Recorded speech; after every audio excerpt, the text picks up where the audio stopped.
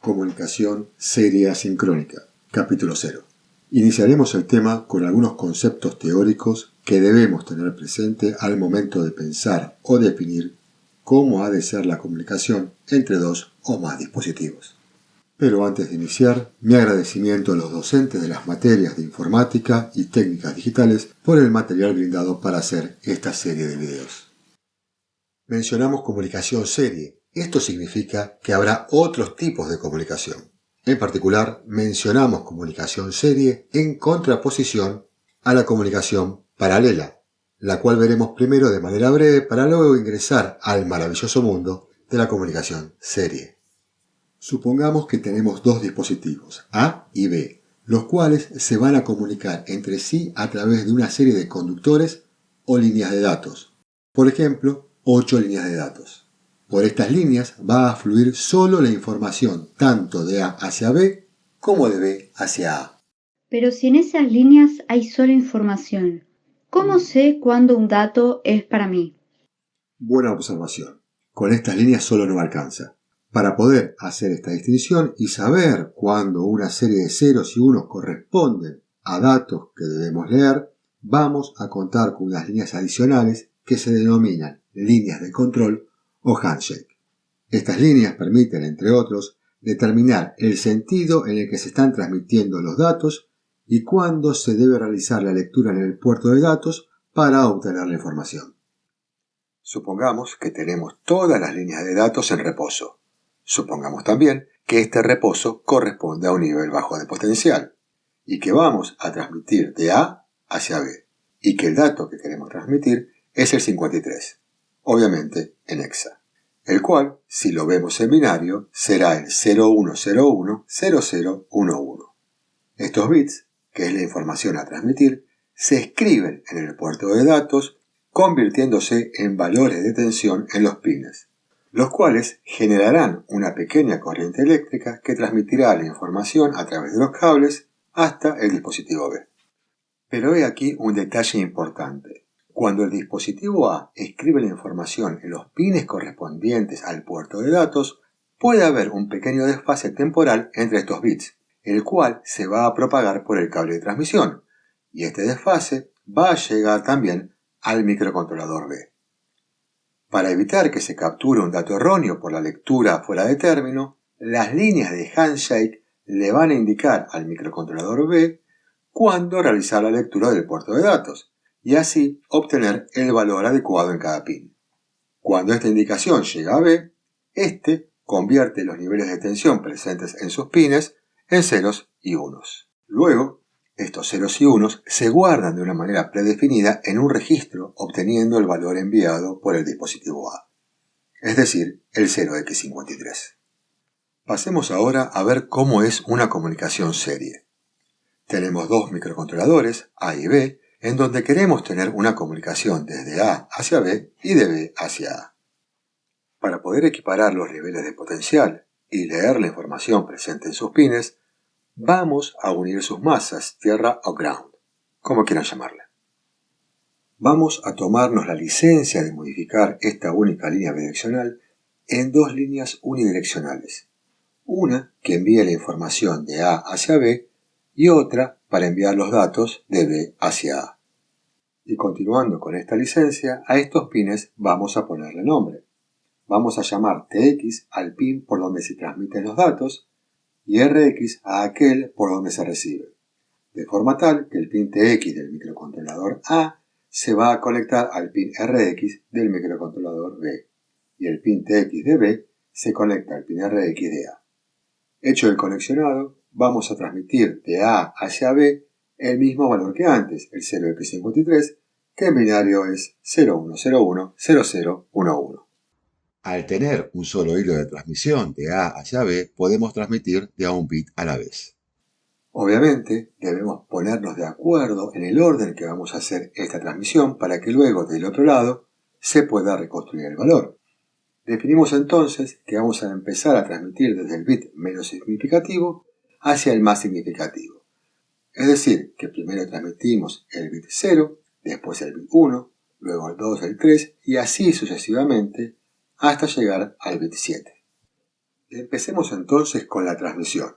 Enviamos el primer bit al hilo TX, el cual se recibirá del otro lado en el pin RX.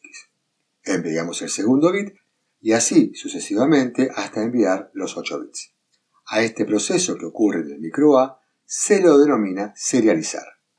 Recibidos los 8 bits en el dispositivo B, se realiza el proceso inverso para regenerar el dato y almacenarlo en un registro. Este proceso inverso se denomina paralelizar, aunque también le dicen deserializar.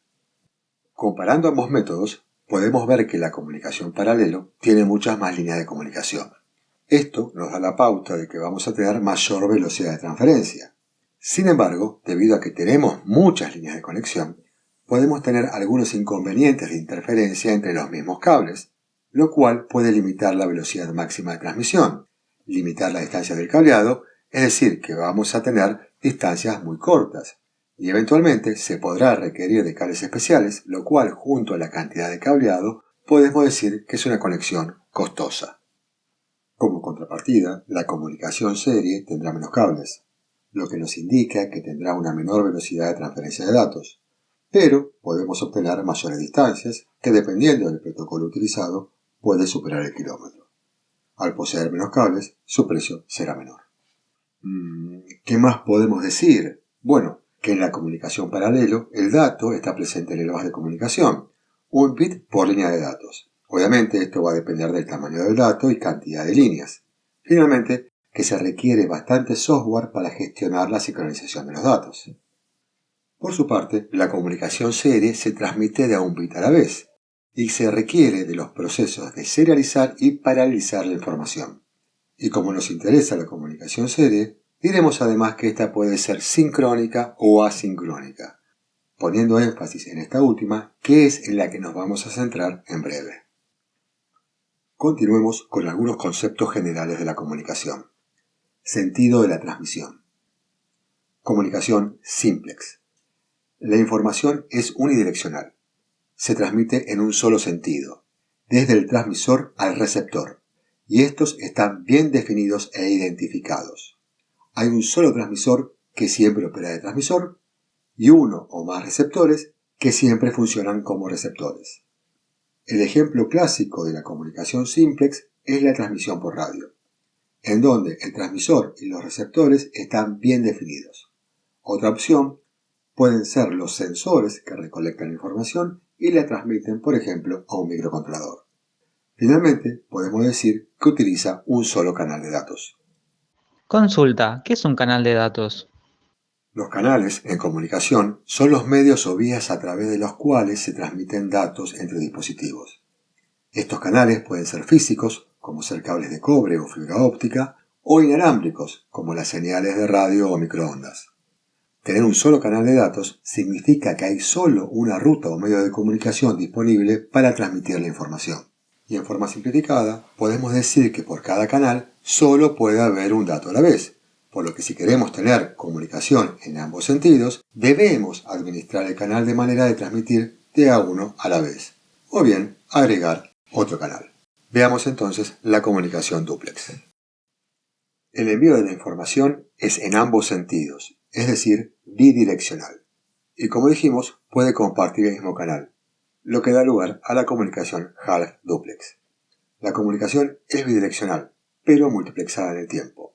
Esto significa que en un determinado momento solo transmite uno de los dispositivos y el otro recibe o escucha. Obviamente se utiliza un solo canal de datos. Y para coordinar quién es el que puede transmitir y quién debe escuchar, deben existir reglas que permitan esta coordinación. Los ejemplos clásicos de este sistema de comunicación son los walkie-talkies y los sistemas de comunicación utilizados por los radioaficionados. Para el que no sepa qué son los walkie-talkies, búsquelos por internet.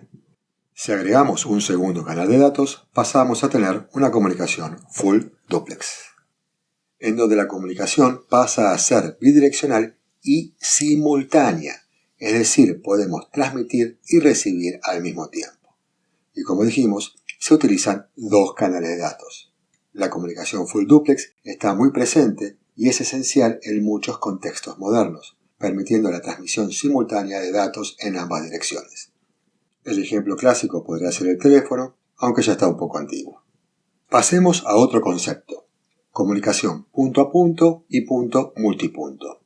La comunicación punto a punto hace referencia a un enlace entre dos dispositivos, ya sea en forma directa, extremo a extremo o entre dos nodos. Es decir, que los dispositivos en donde se realiza la comunicación punto a punto no tienen por qué ser los finales, los extremos de la comunicación. La comunicación punto multipunto hace referencia al enlace de un dispositivo con varios, en donde punto es quien generalmente gestiona la comunicación. Es decir, indica quién puede hablar y en qué momento puede hacerlo. Y multipunto son los dispositivos gestionados por punto. Ahora sí, pasemos a analizar qué es una comunicación sincrónica y qué una asincrónica. Comunicación sincrónica. Vamos a hacer una transmisión serie desde el dispositivo A hasta el B. Para simplificar la explicación, vamos a considerar un solo canal de comunicación, el que va de A hacia B. En A vamos insertando los bits en el pin de transmisión, en TX, de forma tal que estos se reciban luego en el pin RX de B. Estos bits van a estar presentes en el canal de comunicación por un cierto tiempo, y de alguna manera tenemos que indicarle a B cuándo hacer la lectura del bit. Para verlo mejor, vamos a graficar un diagrama de tiempos en donde colocamos los valores transmitidos en función del tiempo. El primer bit a transmitir será el menos significativo, de la misma forma que lo hicimos al inicio del video. Estos valores están asociados a un cierto valor de potencial. Supongamos un valor alto de potencial cuando tenemos un 1 y un valor bajo cuando tenemos un 0. Con lo cual, reemplazando cada 1 y 0 por su correspondiente nivel de potencial, tenemos la señal de transmisión en función del tiempo. Una vez que el dato se transmitió, la línea vuelve a su estado de reposo. En algún momento dentro del ancho del bit, debemos indicarle al microcontrolador B que realice la lectura de su pin RX. Como podemos hacerlo en cualquier momento, lo ideal es hacerlo en el centro del bit para minimizar posibles errores de desfase de la señal. Para poder determinar cuándo estamos en el medio del bit, es decir, de la duración que corresponde al bit en cuestión, vamos a requerir de un reloj, o como se lo denomina comúnmente, una fuente de clock. Esta fuente de clock va a administrar el envío de los bits a través del pin de TX y el envío de la señal de lectura al microcontrolador B, por lo que necesitamos una línea que conecte el pin del clock de A con el clock de B.